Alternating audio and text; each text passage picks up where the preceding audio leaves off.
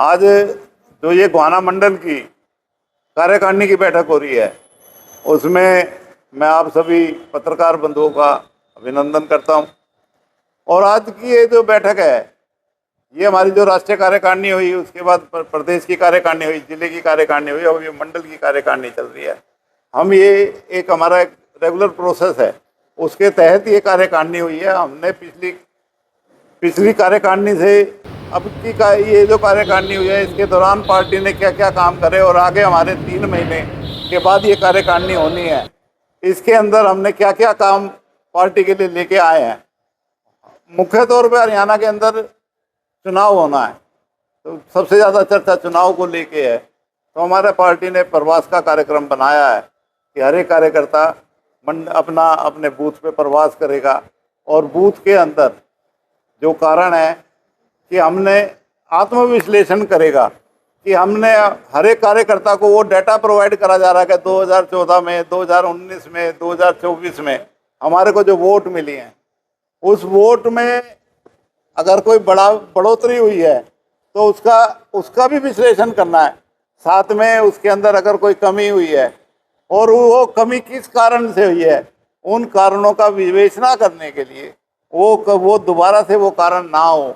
और हम अब की बार जो 2024 में अब आने वाले जो विधानसभा के चुनाव हैं, उसके अंदर हम 75 सीटें हम जीत सकें हरियाणा के अंदर, उसके सारा का सारा कार्यकर्ता एकजुट होकर लगे, और उसके लिए आज मुख्य तौर पे ये बैठक का आयोजन किया। ऐसा है कि भारतीय जनता पार्टी इस बात से विश्वास नहीं रखती कि कोई हारा हुआ है या जीता हुआ है।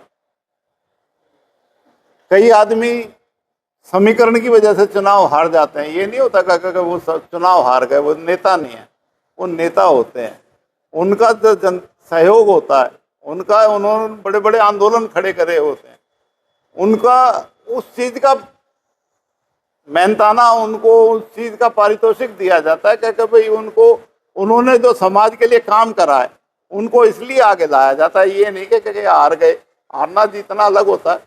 चौधरी देवीलाल जी ने जितने इलेक्शन लड़े हैं, उसमें ज़्यादातर हारे हैं, जीते कम, लेकिन निर्बाध रूप से वो हरियाणा के नेता थे। आपकी पार्टी की बात चल रही है, प्रदेश अध्यक्ष है जो पूर्व प्रदेश में 50,000 से आ रहे थे रहते हुए, यहाँ पे प्रदेश के 20,000 से हार हुई थी।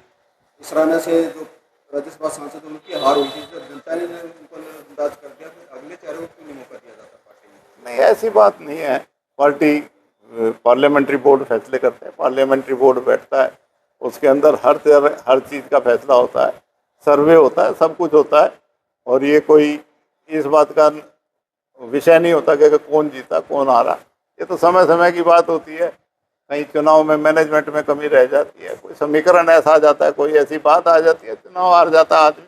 लेकिन ये नहीं है कि उसका समाज को योगदान बुला दिया जाए।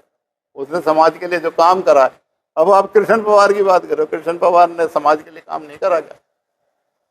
नहीं, बताओ। अब कभी उसने समाज के लिए काम ना करा हो? चलो, फायदा नफा नुकसान जो है ना, पार्टी वो देखेगी। वो हम पार्टी नफे नुकसान के लिए, वोटों के नफे नुकसान के लिए काम नहीं करती, समाज के नफे नुकसान के लिए काम करती है। समाज का भला किस में होगा? समाज के भले के लिए।